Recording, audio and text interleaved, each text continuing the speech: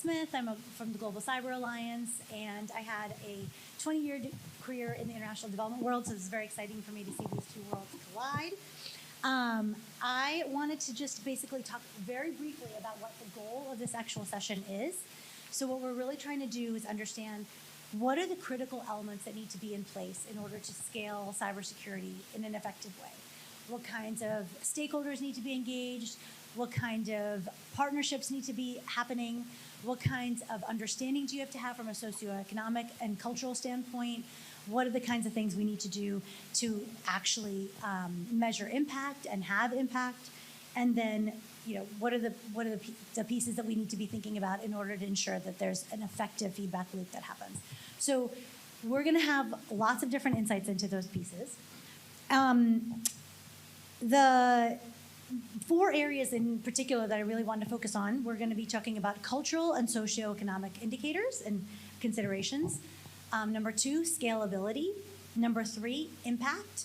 And number 4, collaborative partnership models. And I think we talk a lot about cyber capacity building. I know that it's a very vague term, but at the end of the day, for our purposes, the way GCA, Global Cyber Alliance, defines it, is it's the process of developing and strengthening the behaviors, attitudes, skills, priorities, resources, and processes to engage effectively and safely in the digital ecosystem. So it's a very broad term, and it can mean a lot of different things. So we have an incredible roundtable for you. Each of my esteemed colleagues has a very, very rich and diverse set of experiences in this space, and that's one of the reasons why we wanted to have lots of different voices to talk about this issue. So I'll start with you, Mr. Ernest Opare. Did I pronounce that correctly? He's from the Cyber Intelligence and Security Aid Bureau. He's a highly experienced information systems and multidiscipline professional with over a decade of experience. He's worked in sectors such as healthcare, education, cybersecurity, local government, and trade in Ghana. Ernest specializes in knowledge management, information technology, and cybersecurity with a stronger focus on cyber diplomacy. And currently he serves as a security strategist and cyber diplomacy specialist at the Cyber Intelligence and Security Aid Bureau, a Ghanaian CSO dedicated to creating widespread awareness on security. Additionally, Ernest is a prominent writer with a focus on security and technology. He collaborates with the Global Cyber Alliance to promote the organization and its cybersecurity toolkits in Ghana. Ms. Audrey Minisi Mireku, did I pronounce that correctly? The Ghana Association of Banks. Audrey is a Chief Information Security Risk Officer at the Ghana Association of Banks. She leads and coordinates engagements on information security, compliance, fraud prevention, information sharing in the banking sector. Her engagements include member banks, industry regulators, the media, law enforcement, and policymakers. And in 2019, Audrey led the National CERT of Ghana to join FIRST. She also has her hands in lots of different pots. And so when we first talked, we were like, we have to have you on this panel. You have so many things to say. So this is how our conversation, our roundtables get bigger and bigger. Ms. Jordan Matthews, KPMG. Jordan works in KPMG's UK cyber team. Her focus is on cyber strategy, cyber capacity building, and most recently being the delivery lead for a capacity building program for Nigeria, Kenya, and South Africa. Ms. Tony Friedman from the Asia Foundation. Tony is the Assistant Director for the Asia Foundation's Digital Technology Policy and Innovation Team, where she supports work on internet governance, information integrity, cybersecurity, and emerging technologies across the Foundation's 18 country offices. Ms. Terdofan, I got it right. Yeah. Akbar from Gaza. She is a security professional with a track record spanning over 5 years in the field. She currently serves as the product owner at the Global Anti-Scam Alliance, called GASA, where she leads the core product development of new tools and services. Terdofan's professional journey is characterized by a commitment to innovation and a relentless pursuit of cybersecurity excellence. Before her pivotal role at GASA, she made her mark as the Director of Operations at Cyber Command, having initially joined the company as a team lead. In this capacity, her accomplishments included the design and implementation of robust cybersecurity awareness programs, as well as the cultivation of strategic partnerships that significantly enhance the organization's product and service delivery. Ms. Elizabeth Fish, IST. Elizabeth is the Senior Advisor for International Cyber Engagement at the Institute for Security and Technology, where she leads their work engaging audiences outside the United States with recommendations from IST's work on the future of digital security and the ransomware task force. Elizabeth previously served on the State Department's Cyber Foreign Policy team before it became CDP. And she regularly contributes to global discussions on cybersecurity best practices, including how the public and private sector can collaborate effectively and how the multi-stakeholder community can offer cyber capacity building to developing nations. She's also a member of the advisory board of the GFCE. And finally, last but not least, Mr. Osama Manzar, who really doesn't need an introduction, is from the Digital Empowerment Foundation. He's a constant social entrepreneur, spearheading the mission to overcome information poverty in India. He's an inspiring speaker, influencer, angel investor, mentor, and believer. Osama founded Digital Empowerment Foundation with the objective that there should be universal digital literacy and digital access to all that overcome the information gap and parity to help build an equitable society. So with all that, let's get into the actual discussion. So I'm going to actually target different people with different questions, and we'll give each person about a couple minutes to respond, and then if anybody else wants to respond and jump in, please feel free to. I also want to make it open to the floor. If there are folks that have particular questions or particular insights on a subject, please raise your hand and I'll try to get to you. So first, we're going to talk a little bit about social and cultural norms and socioeconomic factors and how much of an important role they play in every kind of international programming that we do. And if it's not effectively understood and actually mitigated against, it can completely frustrate our ability to actually have any kind of impact. So Osama, how can cybersecurity solutions be tailored to account for cultural differences, social norms, cultural norms, and how can you ensure that they're effective and accepted within diverse communities? Yeah. The way he's looking at me is Yeah, I was he's like, actually. really? You really had to give me that question? Yeah, and I was sleeping actually. No, so I've been listening around since morning, and usually what happens is that when you discuss about these kind of things, which is very top-down, all English-speaking planners planning for the rest of the world who is multicultural, local, and all that, and you figure it out, how are we going to tell them to behave, behave properly. This mobile is in your hand, and you take responsibility to not get cyber crimed or not get cyber frauded or not get carried away and so on and so forth. And then that and all the time thinking that how do we do it, and especially because if you think most of the digital tools, applications are made considering you as a consumer, not as a citizen. There is a difference. A citizen is a responsible human being on earth. A consumer is targeted just consume, and how do I create dopamine so much that you get addicted to my application or to my tools? And then with that notion, I just throw this application to you. And then there are hardware makers and the software makers, and there are so many people. Everybody is saying, buy, take it, do transaction, do everything. And none of these people say that how to use settings, and everything is in the setting, to hide yourself, to keep yourself safe, and so on and so forth. And the second thing is the culture of the online is a very consumeristic culture from the perspective that it not only allows you to be used, but it also allows you to show yourself. So I'm not only watching, but I want to be watched. I want to be seen. And this is real time. So in the middle of all this, I, as a consumer, which is millions of people who are millions and billions of people who are being used, and the millions of billions who are not being used is also affected.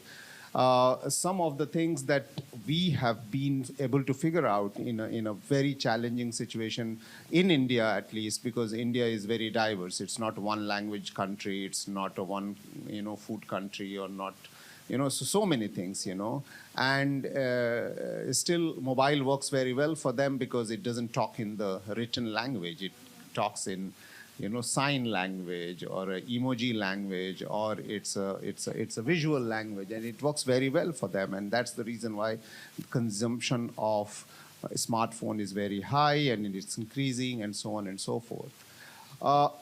So I'm just trying to bring to the scale of operation, 1.4 billion people, half of them are being used, is already online and being used and so on and so forth. There are three learnings that we have learned on the ground. One is that you cannot have an online solution only for any problem. You cannot. You cannot just tell the mobile itself not to use me. Okay? You have to hit the emotional chord to tell them that this isn't right or wrong. So one is that there is a physical answer to the online problem, and there is not an online solution to the online problem, right? The second is phygital is the sustainable and scalable model.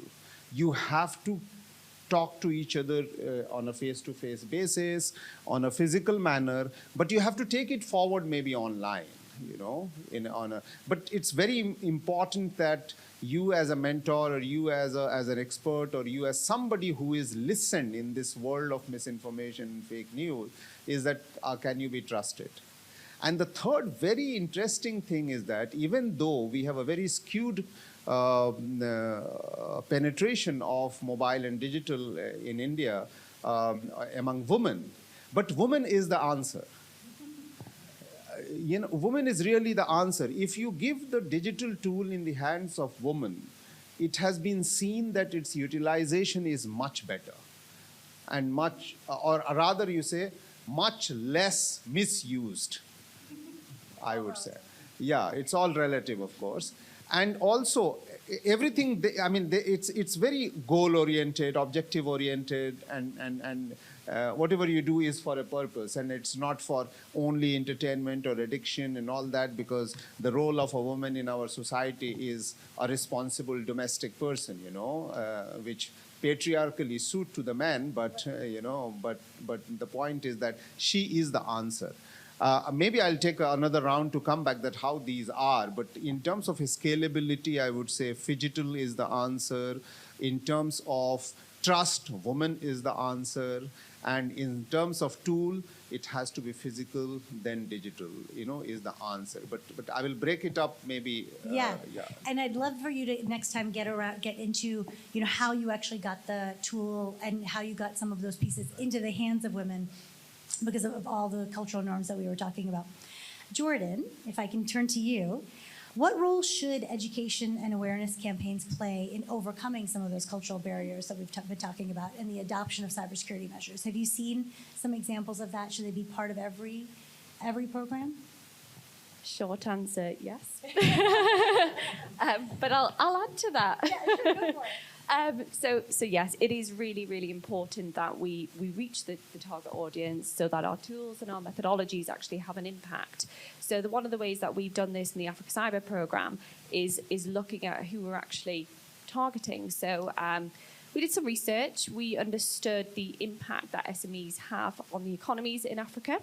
We then wanted to work with SMEs to understand what their cyber postures are, what the gaps are, and then where they need to get to. So lots of research took place, and we understood that female-owned SMEs actually are more heavily impacted by cyber attacks and cybercrime than their male counterparts. This is primarily due to kind of lack of resources or access to resources, lack of education in some cases in rural areas, and just more significantly impacted. Therefore, what we wanted to do was really target this particular group and really make sure that our marketing campaigns reach this target audience. So we're not going to find SMEs easily.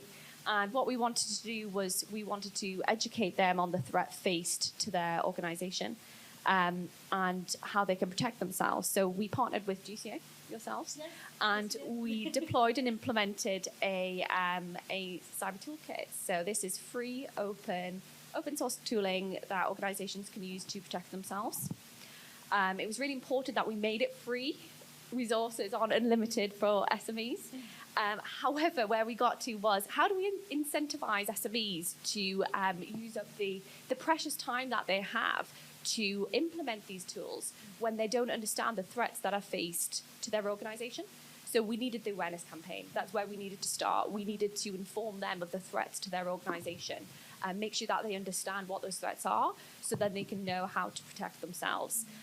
So we went old school marketing. We targeted our audience. We comms planned it. We did everything to make sure that we could actually work with female-owned SMEs of all genders, actually, owned by all genders, but we did particularly want to focus on female-owned SMEs. And the way in which we did that is working with other organizations, so not-for-profits, NGOs who have a presence in working with female-owned SMEs. We work with tech hubs and other organizations that have those networks locally on the ground in Africa, in South Africa, in Nigeria, and we're currently doing it now in Kenya with a launch in January. But I'll talk more about that. Fantastic. No, and I think it's very interesting. You go back to the whole idea of real basic comms understanding. I mean, you have to know who your target audience is. You have to really go deep into understanding what their user needs are. And you have to figure out how do they actually consume information? Where are they going to consume information from trusted networks? So you had all of those different pieces in there, which I think contributed to that success. Okay, we're going to move on to scalability. So effective scaling of capacity building, how does that even happen? How do we do it? We've seen little pilot successes in lots of different places, but it's really hard to build that into a model that can really grow and scale in different geographies, in different sectors, in different adaptations. So I want to kind of switch gears and ask a few questions about that. So Tony, do you like how I pause so you can get to the microphone? How can the digital divide be addressed to ensure that even communities with limited technological infrastructure can benefit from cybersecurity tools? And also, how can that be then scaled? Because there's so many of those. This question is really, really on our mind. And so the Asia Foundation, we're in the middle of starting up a program where we'll be providing cyber hygiene trainings with GCA across Asia, across 13 locations. So we're really running up against this big question, this tension of scalability versus localization, because we are an organization that really, really values localization. And so this is a question on our mind. And while cyber hygiene is relatively new for our organization, digital skilling is less new. And so what we're really trying to do is to draw some key insights from previous programs that we have done, which especially have been ramping up during COVID-19 when a lot of businesses went online. And so we have done a lot of training, particularly in the past couple of years, helping small businesses get online, helping them find alternative ways to sell their wares when they essentially all got forced online. And especially in Southeast Asia, there were a lot of people that got online because of this crisis. So you have a situation where there's a lot of people who need to be online because it's critical in order to be included in the digital economy. But these are all first-time, digital users, like you mentioned in your remarks earlier today. And so the challenges are going to be, quite different for them. And I think something else I'd like to add is, while some people might have come online, in increments, for people coming online to this internet, it's a lot more complex than if you started analog and you started dial-up and then kind of scaled and scaled and scaled, versus coming online with all of the new complexities that are there and all of the adversaries and scammers that are already there and have had years to develop their own skills in this environment, but then new users have not. So we're meeting all those challenges. And so the main thing for and the main program I'm driving references from, which I can speak more to later on, is our Future Skills Alliance. And so we have this program where we invite a public-private cooperation. It's a platform for private partners to come and share different support. And so we have, Visa, we have AT&T, a couple others. And then we take different components of materials they have and implement bespoke sort of training programs in different countries that we work. So the first thing that is really, really critical is the contextualization. And I like some things that people have said in the previous Southeast Asia session was, it's really not easy to know necessarily what lessons can be drawn from one context and put into another context. So for example, just to give you an example, something that's often number one step in cyber hygiene is make sure you have like an updated device And I think we can all know that that's a non-starter for a lot of low-income communities, and it's a non-starter in even situations where they don't have a device, but they're still, accessing these online services. So what we do is we like to co-design our programs with our local implementing partners that really understand the audience. That's number one. And the other number two thing I want to say is that I think there can be a lot more conversation between general digital, upskilling, general education, and the cybersecurity community, because there are a lot of, small businesses that are coming online that might be participating in trainings where there's an opportunity to add a cyber hygiene component. And so it doesn't necessarily have to be as two separate initiatives. They can really be complementary to each other. I couldn't agree more. I mean, I think one of the things that we saw back in my previous job at DAI, we really tried to integrate cyber into any kind of digital training that we were doing, because what's the point of you're leveraging, you're contacting so many people, you're already doing the training, why not integrate that? We also integrated, critical thinking and misinformation and disinformation and media literacy and things like that, because it's already a program that has been established. Might as well use that piece. And I think I just wanted to note one thing that you mentioned about the idea of the complexities of people that have to come online right away with all of these different things. The only positive that I would say, which I always have to throw in a positive, is that there's a lot more awareness now as well about the kinds of things that are going on. So, right now, for example, my kid is getting a phone. I already know all the different things I need to tell. Of course, I cannot anticipate future problems. I cannot do that. But I can already tell them, don't do this thing, don't do that thing, never post a picture, never. And that's something that never happened 15 years ago, because the kids were just getting the phone, and it was a super exciting thing, and nobody had an idea about that. So I think there's positives and negatives to that we can potentially leverage. Audrey, I wonder if I can move on to you. What strategies or models can we point to that have successfully built local expertise and capacity that can be adopted or scaled to other different geographies? Can you point to a couple of specific examples, and what were some of those really critical components that you felt were needed to be in place in order for that to be successful? I think one important aspect is using the local channels that are already in existence. If I take the typical African setting, a child is raised by a community. So if we're looking at upscaling cybersecurity, training and awareness, we need to use the local existing channels that are already there, and we've seen them being successful.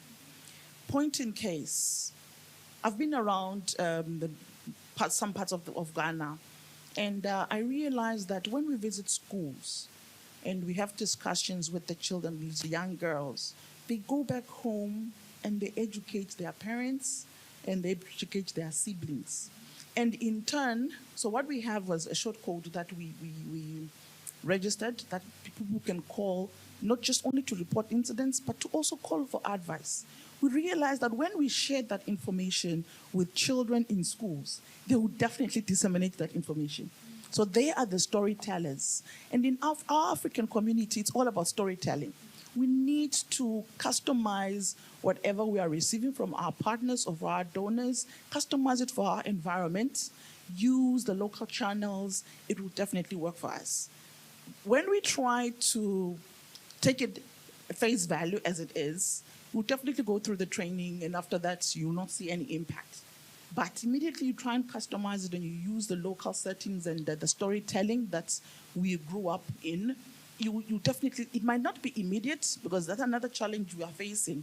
Today, a donor comes, provides training, and expects results the next day.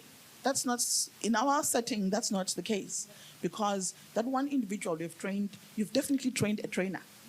So you would not expect immediate results from one individual, but in the community, there's a seed that has been planted, and you definitely see a behavioral change in that community.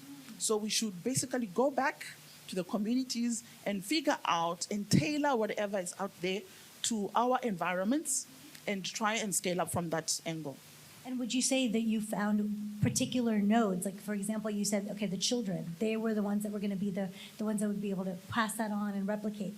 So in any community, I imagine, and Osama, you mentioned it's the woman in the household, even though she has a hard time actually getting the phone, but once she does, she's kind of the one that leads the cultural and behavioral change. So that's an interesting point of kind of figuring out where those target audiences are, even when we're talking about actual behavior change in terms of communities. So, I don't know if anybody else wanted to chat about that particular piece. Jordan? No? You're good. Okay. I will come back with examples. Okay, perfect. Perfect. Ter Dufan, can you talk a little bit about sustainable funding models? How can they be established? How can they make sure that they can create something like that so that it can actually scale for a long term, for something that includes maintenance of tools? How does the sustainable funding model actually get established? There's quite a few.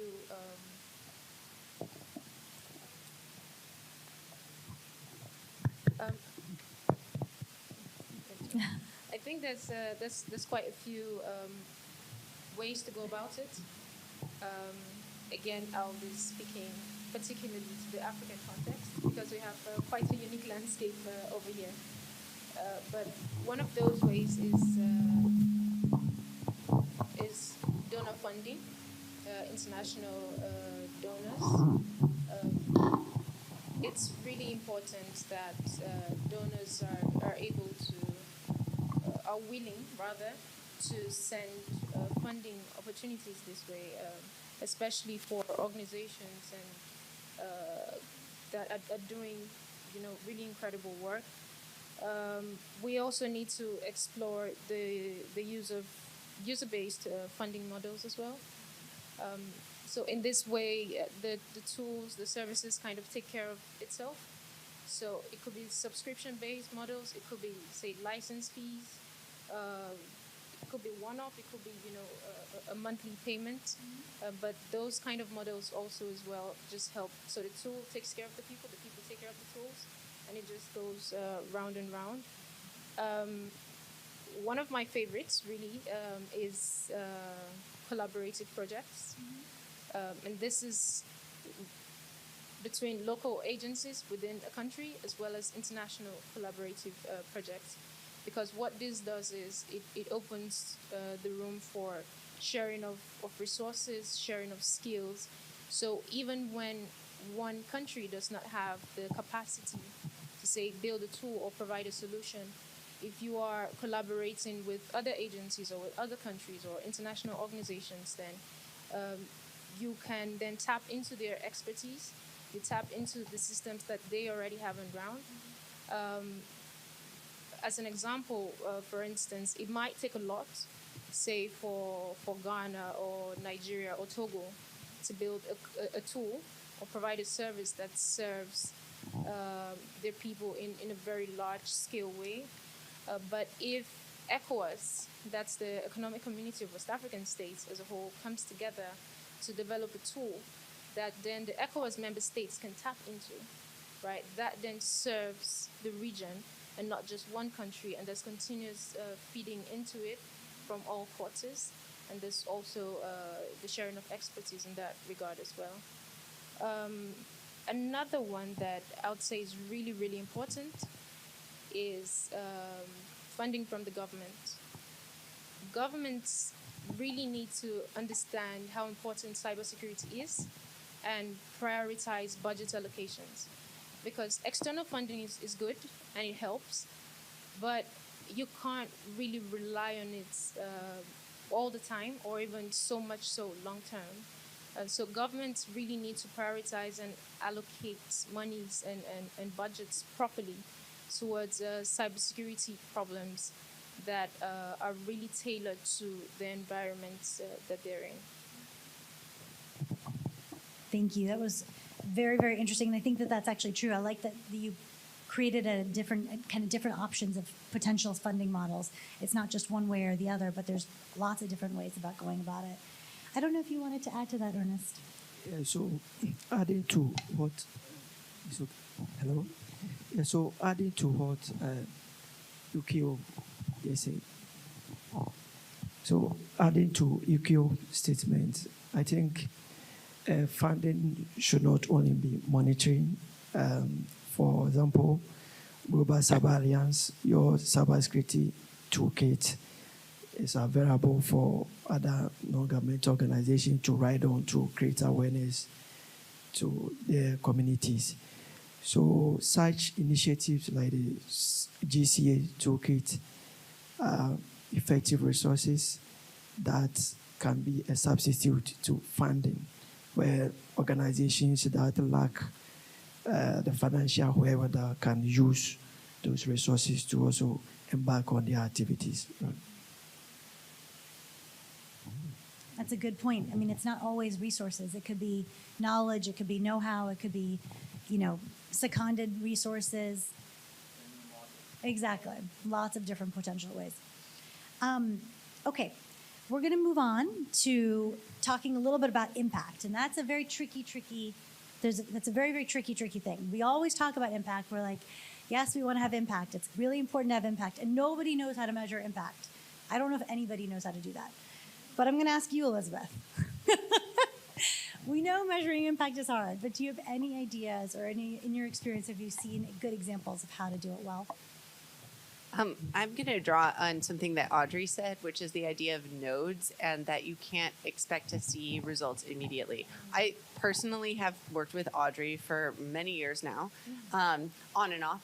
And I think Audrey herself is an example of a node and an example of sustainability, where she was trained in a previous role and then she moved to a different role and brought both the contacts at her previous role into her new role, as well as took that training and has used it to bring a whole new team into the process. And I think that's the kind of impact that you can only get if you're taking a long-term approach to evaluating impact, and also if you take a qualitative approach to evaluating impact. Let me tell you something you shouldn't do when you're evaluating impact. You shouldn't count the number of incidents that occurred. That's easy to count. It's very numerical. It's something that people can describe. And it's a very good checkbox. Train 10 people, great. But we're even at the very senior level. If you're thinking about a national cyber strategy and you're thinking, well, in the year before we had the incident, or before we had the strategy, we had 5 devastating impacts on critical infrastructure that were ransomware or DDoS or whatever that and the year after we implemented the strategy, we had 10. So clearly the strategy has failed, right? Well, you can't think about the counterfactual is if you hadn't had the strategy, maybe there would have been 25, right? So it's hard to think about it just in terms of numbers. So if you're thinking about, say, incident responses, and Audrey, you can tell me more about how you guys think about it in your work, but think about incident response, you might want to look at the qualitative things. How many entities felt confident to reach out to the CSIRT? Okay, and then how many reached out, and then how many felt confident that they would get assistance when they reached out to the CSIRT? Well, how about how many actually used the assistance that was offered to them? What kinds of things did they do with the information that the CSIRT provided? So your impact evaluations have to be specific. They have to be leading towards your goal. They don't count outputs, they count achievements. And they take a long-term approach. That's really hard. Donors don't make that easy. Donors give money and they're like, great, we did the activity, close the program. And that's like the worst. And I was guilty of it. I evaluated the impact of the work that SEI had done when we closed the program. And if I only looked at that, I would miss all the great work that the alumni of the training have done as they have moved on in their careers to their next steps, to their next program. So it's got to be nuanced, but there's a lot that can be done. And I think people kind of have a tendency to underplay the value of qualitative information. They look at it and they say, okay, we've got all this great data, great. They don't necessarily take the time to actually do any analysis around it. And then B, you get so much rich feedback from a lot of qualitative information. You can understand the context in which the program was working. You can get a sense for what some of the social and cultural considerations were. You can understand what worked and what didn't and how to make your program better the next time. I mean, I think there's just so underplayed on so many levels. And storytelling is such a great way to talk about what those actual achievements were and what the impact was in a way that actually addresses and captures the people's attention. Because I think a lot of times people just throw data on a screen and say, look at all this amazing things we did, and they don't really know what to do with that. So I think the idea of storytelling and actual evaluative approaches are very, very helpful. Did you want to add to that? Yes. Now that Elizabeth has put me on the spot, I think it's very, very important, because I remember in my old role, I used to work with the national certs. So it was more about people need to report incidents, and we have to get the statistics, and we try and show impact in terms of how much the government is spending. Is it really going to the right place? Are you guys doing the right thing? And you would get questions such as, so how many have we arrested? You know, because, yeah, people are reporting incidents. You're already working with law enforcement, and it is expected that you're looking with law enforcement, there should be prosecution. And we forgot to appreciate the fact that it's only even a fraction of people that are reporting. That is one. One thing that worked for us was we not only used the incident response team or reporting points of contact as an incident response kind of reporting incidents. We also turned it around and allowed parents during the time of COVID to reach out to us. So we're having sessions where we're telling parents, probably you are going to give your child a device.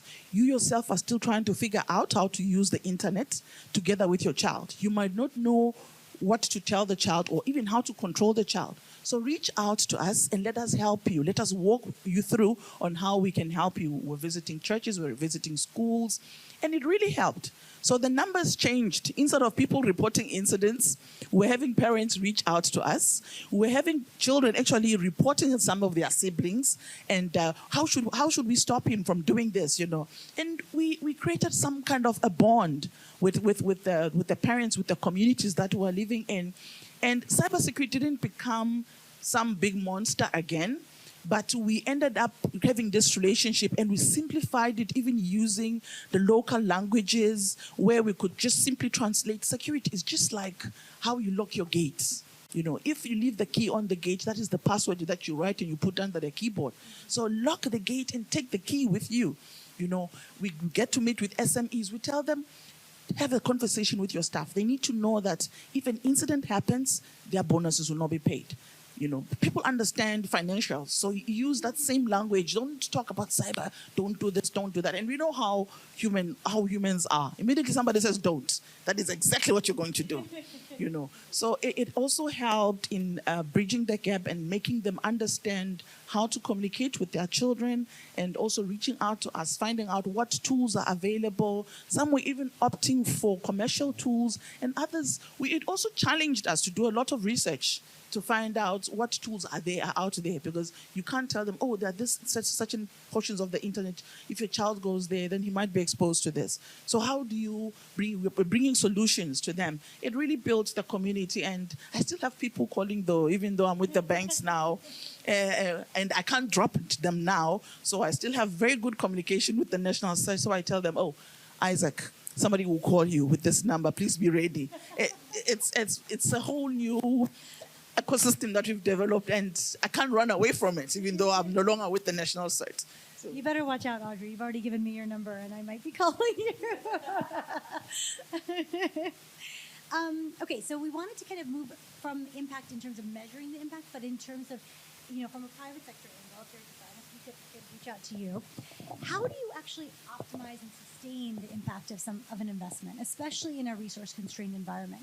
What can that look like? One of the ways that can be done is for private sectors to really invest in these environments in terms of infrastructure. Infrastructure could be internet connectivity, which is really important, especially in environments like that, as well as even providing, say, hardware or software to the people, hardware, software resources to the people. A lot of times you see a lot of the citizens can't afford qualitative devices, say PCs, for instance, and so sometimes you see them going for used PCs, but they might end up buying PCs, say, off of a criminal. And there's some information there that could get them in trouble, or even cell phones as well. So investing in infrastructure in that sense could be maybe subsidizing the cost of these hardware resources, as well as software as well. In these parts as well, you tend to see a lot of usage of pirated software, because a lot of the people cannot afford to pay the license fees for most of the software. You ask somebody to pay the license fee for Microsoft Windows, and they're looking at you like that's like 6 months' salary. So it doesn't really make a lot of sense.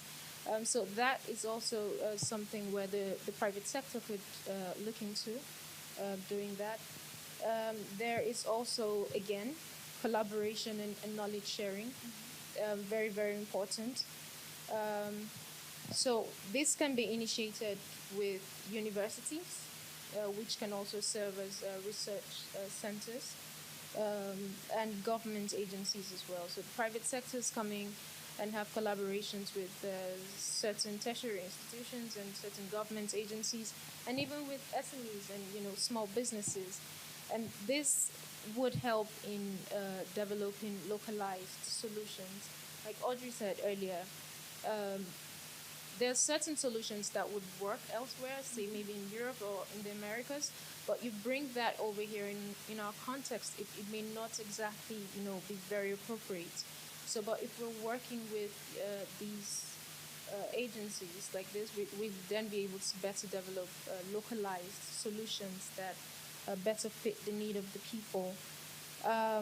Another one would be affordable tools, affordable and accessible tools. Very, very important.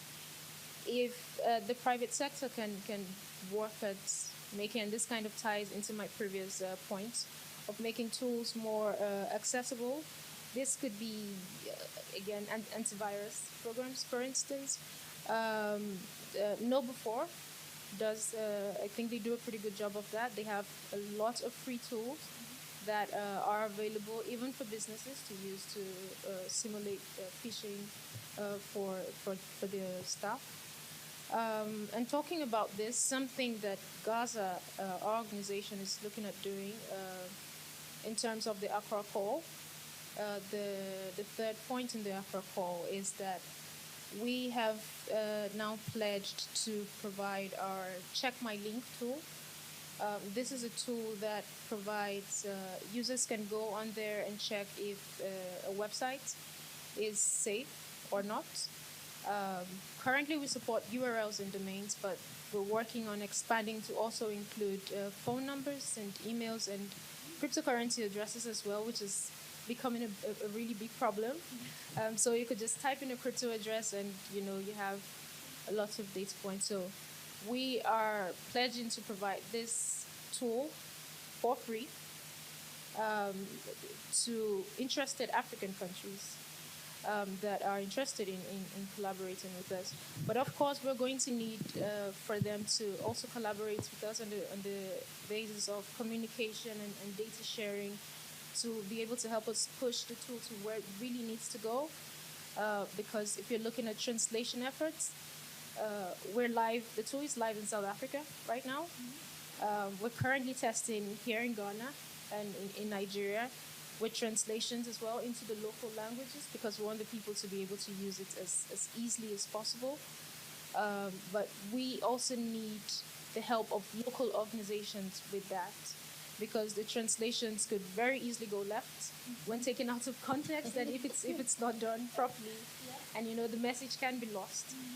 So banks, telcos, the government, we need all of those collaborations. So building the tool, we're offering to build the tool to interested countries, African countries, for free. And if they're willing to collaborate with us in this is our way of also giving back. which is exactly what you are. I mean, you're in a mission-oriented area, so I think that that's one of the ways. It's a good way to give back, and it's an easy way to kind of be able to demonstrate the excellent work that you guys do. And thank you for that. Ernest, I wanted to ask you for sustainable capacity building in Ghana. So again, in that sustainable, scalable way, from a government perspective, what are some of the policy and regulatory frameworks that can kind of help or make worse the ability to actually create widespread adoption of cybersecurity tools and solutions and things like that? Do you have any thoughts on what should be in place and what shouldn't be? Okay, so with government, I mean, the government of Ghana has done well in this regard with their mandated and dedicated authorities like the Cybersecurity Authority of Ghana. They have really, promote international collaboration. Example is this conference is as a result of the international collaboration that has led to this conference. And through this conference today, we witness the birth of the Accra Core, where organizations that have endorsed are pledging to develop cybersecurity toolkit. Example is what Theodore just said. And I think with policies like promoting information sharing and collaborating, I think cybersecurity toolkits will be facilitated to all over. And I think it's the right call. Again, when it comes to the hindrances, I mean, when we have the policies and government is not really implementing it, I think it has a tendency to disrupt the development of this cybersecurity toolkit. Right. Okay, thank you. We're going to move on to the last topic in the multi-stakeholder collaboration piece. And Tony, I'd love to hear from you first, if you can. Are there successful examples of multi-stakeholder models that have effectively sustained cyber capacity building initiatives in the long term? Well, I don't know if I can speak to the long term, but I would like to just overview this new model that we've been working on called the Future Skills Alliance. Again, trying to pull some general lessons, from other development goals, other development initiatives, and just to give a little explanation of what this model is like. And I think also it's to your point about public-private partnerships and how that can be a bit more successful. So we've established this platform, and essentially what we do is we offer different organizations, different corporations to be a member of this platform, and they can all contribute in different ways. And so it's not necessarily a one-off project, like one and done. Some of them will, contribute different expertise. Some will, for example, cybersecurity certification programs. Some will, have financial donations. So they contribute in various ways. And so what we do is we have this platform, and then we also, as an organization that operates across 20 countries, we then can see, well, where are there some of the public and private incentives, where are they aligned, and where can we build a program where we can have additionalities from this new pool of resources that's not redundant, that's not overriding anything that's already happening. So for example, we have a program called Accelerate, and so we've gone in several countries where helping businesses get online and learn how to grow their businesses that way. So this program is in Malaysia, Nepal, Indonesia, and Vietnam, and has a mix of support from Visa, DHL, and a lot of this is taking materials that are provided to us by these corporations, then localizing it, making sure that it is meeting those needs, and so that it's not just one project. And because it's part of this overall alliance, there is potential for it to continue and for it to adapt and for this to be applied in other contexts. And for example, in Malaysia, this initiative was fully endorsed by the government, and so we want to make sure that these are bringing in different resources, pooling them, and then finding where there's complementaries in terms of the need. And so that's one thing we've been doing. But some key characteristics I want to emphasize that we think is really important is one, the flexibility. And so I think in terms of long-term scalability, government, public resources is really important. But something that private funding and private support can do that perhaps public cannot is have a little bit more flexibility for experimentation. And so we can bring in different types of support, build different types of programs, and build those case studies and that evidence that governments can then look to further that kind of initiative. The localization, which I've already kind of talked about, and then again pooling resources as opposed to having one, one resource, one project, and then done, making it more of a collaborative effort. But of course, one challenge for making this work is there needs to be resources for that sort of organizing effort. That itself is work. And so that's something that is really important for different organizations that want to contribute in that way to know. I think that as a not-for-profit, I completely understand that. Many people don't know that it takes a lot of work to actually do and build and convene and all those things. And you always need funding for that, so I understand. Osama, did you have any thoughts on this particular piece, especially around kind of collaborative models and what you've seen in terms of success in your work?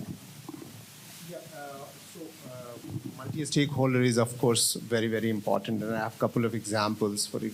And this is interesting because this is also financial model based.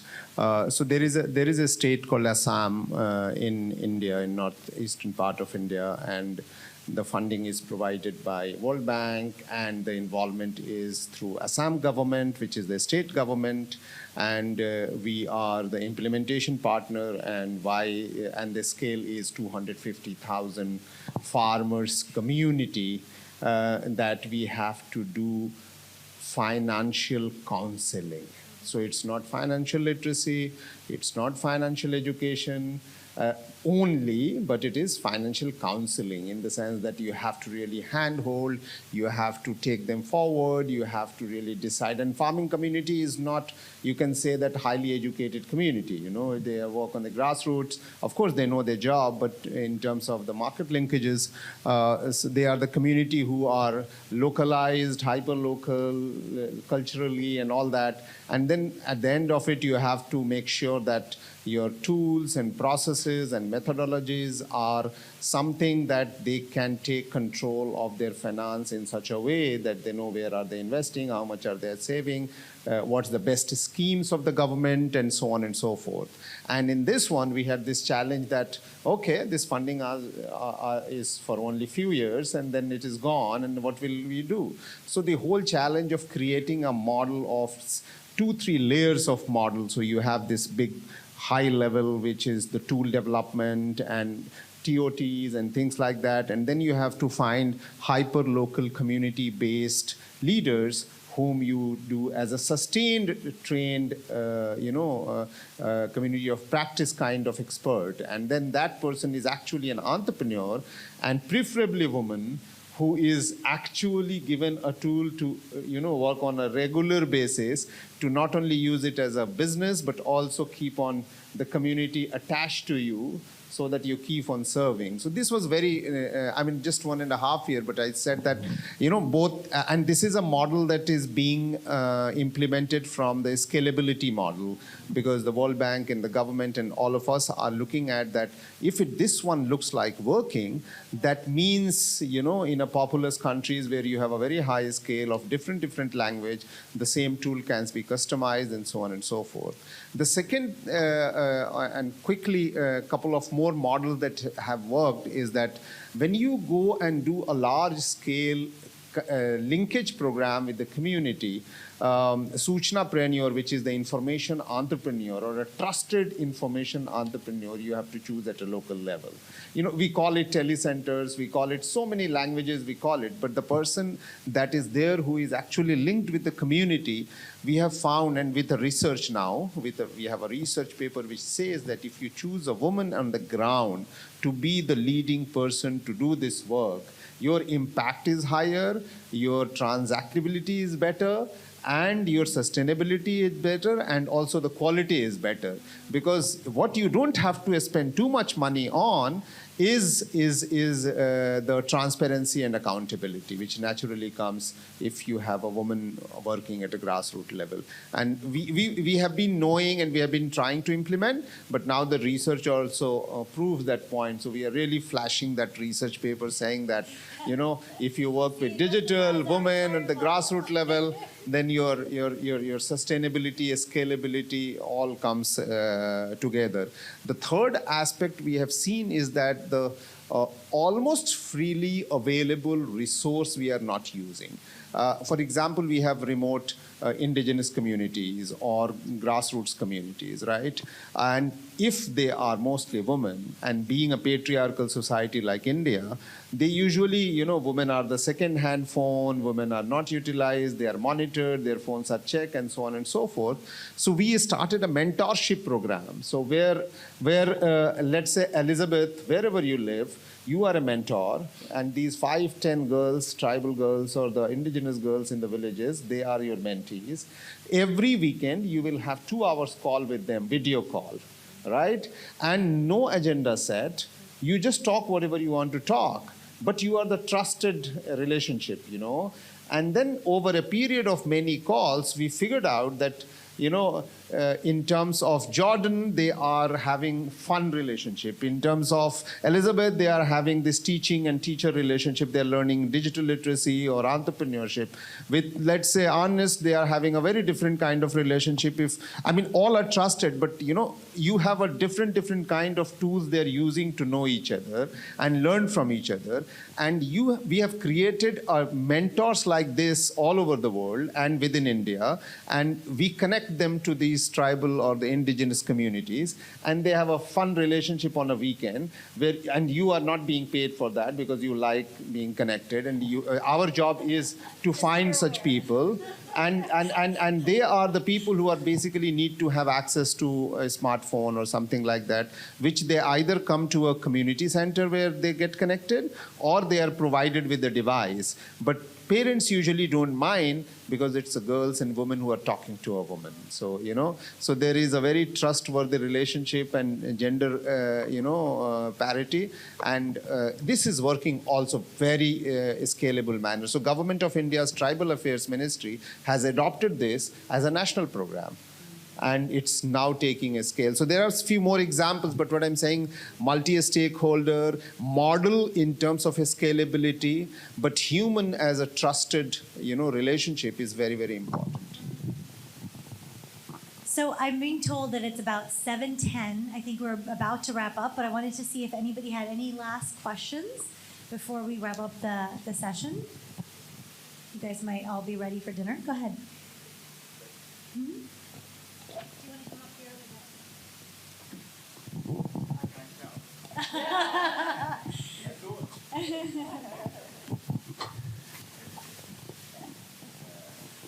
Thank you very much for everything. And this one is just to verify something from our brother. He says something in respect to Cyber Toolkit, actually, which they have available. I'm very happy to hear that. And my question is what type of cybersecurity toolkit do they have? When and how is it going to be distributed? I have another question, but maybe after he has answered them. Oh, okay, so the Global Cyber Alliance Cybersecurity Toolkit, is free and it's available on their website, www.globalcyberalliance.org. Yeah. And with regards to the future cybersecurity toolkit that are going to be developed, I think the Accra Core, as part of the Accra Core, there were pledges from the organizations that endorsed. So some have decided to develop cybersecurity toolkit. So that will be in the future, right? I've recently used one myself. So another part of my role is actually to build capacity. So working for banks, we know that everyone is our customer. So we realized that during our awareness creation, so October was our Cyber Month, and November was Anti-Fraud Awareness Week. So we realized that when we go out to the media houses, we try and converse with the media, and it ends there. So we decided to extend the training to our media partners, and let's have a conversation. Let's just bring you on board. Let's have a cyber discussion. We'll tell you what a threat is and all that. And one of the things that came up during our discussion was they had so many questions, and we introduced the journalist toolkit, which is still from the GCA. And upon using that tool, we had so many questions, such as, Audrey, this tool is very good, but where I stay in the remote places, how will I access the tool? The tool is available, but it's not accessible, you know. And in the spur of the moment, we realized that the tool is readily available, but not accessible. But what is on the ground that we can actually use, or even have a discussion with GSA to bring it on board and localize it? There's currently an ongoing project in Ghana, which is the Africa Internet Exchange. So this is more like, it's a hub. We are localizing internet traffic. So we have all the telcos terminating in this hub. So anywhere you are, as long as there's an MTN coverage, Vodafone, Airtel Tigo coverage, you have access to the local data because it's been localized. So thinking about, okay, in the event we have access to these toolkits and it is housed in the local hub, then it means this tool will be available and accessible. So it's all about engaging. And the more you engage, you realize we have the solutions even amongst ourselves. So these toolkits are there. Make sure you go in there and use them. And let's worry them a lot. Let them be converted into the local languages. And let's try and add more, because you find that one thing, there's a day I took out, I reached out to our local partners. They shared slides, or these are the slides you use for the training. I was going on and on with the slides, and I was talking, do you not share your social security number? Everyone was like, what is that? I was like, oh no. We don't have social security number in our part of the world. And then we didn't even have the Ghana card. At least now we have the Ghana card and the Ghana ID number, which is on the Ghana card. But now I had to explain, oh, it is like, so it's very important for us to localize the content. And hopefully we'll be able to get some of the toolkits and localize them and change them to our local context and languages as well. Thank you. That would be wonderful. We've done that before with other countries, so we would love to do that there too. Go ahead. So Yeah. there are a lot of cybersecurity toolkits available. But what we endorse and recommend is the GCA cybersecurity toolkit. Is available. We have the individual, small business, election, and journalist versions of the cybersecurity toolkit. Yeah. So my question was, what type of toolkit? Maybe videos, softwares, or training materials, or that's what I just wanted to know. So that, and also I have been in the field for a very long time.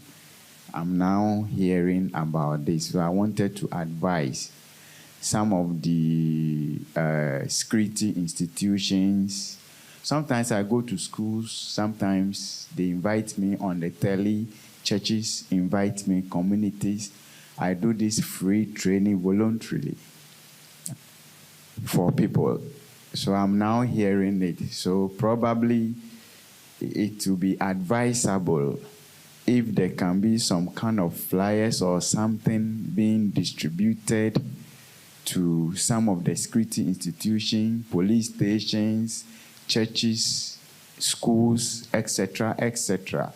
And then we also have, Cyber Security Expert Association in Ghana, some of these institutions, so that it will help, right? So I believe in doing than saying. So I just want to suggest if you can integrate or use that approach so that we'll all know about this thing.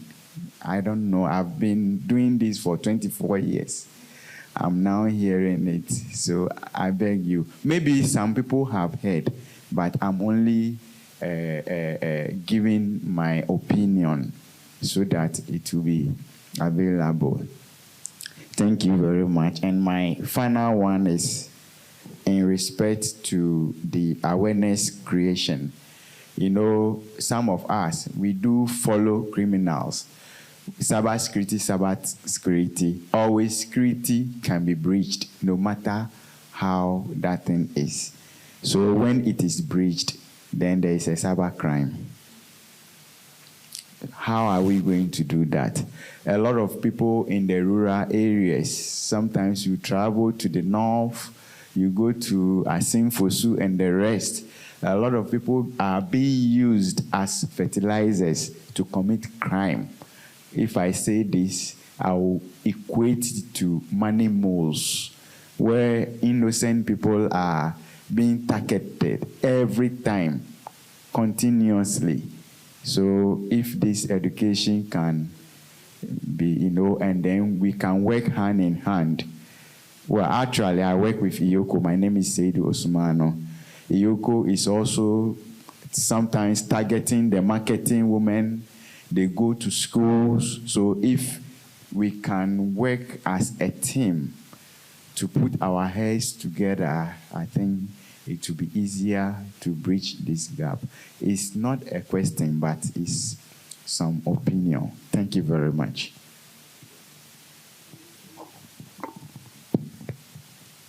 I think I like where you're coming from, that you want to know more. And the good thing about you even learning about this tool today is you are here and you go back and learn more about it. And it's so unfortunate that we do even have these existing structures. When you mention IOCO, I'm actually in a committee where we have representatives from the IOCO, from law enforcement, from the mobile network operators, and from the banks, And it pains me to know that we do not even cascade this information further. So when one person gets to this conference, learns about this, he keeps it to himself. We should also have that spirit of getting to learn something and we share. Cyber criminals are sharing. You also mentioned a good point earlier about fraud and all that. There's an active campaign recruiting the youth right now in this part of the world. Why? Because of the economic crisis. And I believe that the more we close the gap and we tell the youth, we communicate, we educate them on how they can use the skills to actually better themselves, we'll be in a better position. We wouldn't want to be known as the hub that is actually attacking our allies, but we want to be able to provide solutions. I recently had a discussion with one of my supervisors. We're complaining that we're losing skills. CISOs in the banks are being targeted. They're moving away to Europe, to Canada, and we're already in a disadvantaged position. So you can imagine if somebody is recruiting and they're coming to take the creme de la creme that we have. So we're already disadvantaged. So as we were having this conversation, went on to say, but there's nothing you can do. Everybody's looking for greener pastures. And it's so painful that even when everybody is recruiting, we're all going to look at the glorified CVs. Want you to have a PhD, want you to have cyber criminals, they are so ready to work with a university student, even with a high school dropout, and they educate those people. So back to our funders and donors and partners and employers, let us also develop the capacity and not only look out for already ready-made products. Let us also invest, because this is long-term. Immediately, we are all poaching for the same people. It will even become expensive for you to bring in a certified cybersecurity expert than when you're actually drawing back into the community and developing the skills out there. Because honestly, what Osama was even saying, that if you educate a woman, you educate a community. I know some of you know very well. You remember everything that your mother taught you, but you might vaguely remember what your father taught you. So yes, as employers, as donors, let's not only look at if you are funding a program where cybersecurity experts there. We are also supposed to even poach from the other existing professions. I always say there's always an existing, in the traditional careers, you can actually convert everyone. There's a matching role in the cybersecurity space for lawyers, for emergency response teams in the hospitals, from your architects. There's so much we can tap from just even looking at their soft skills.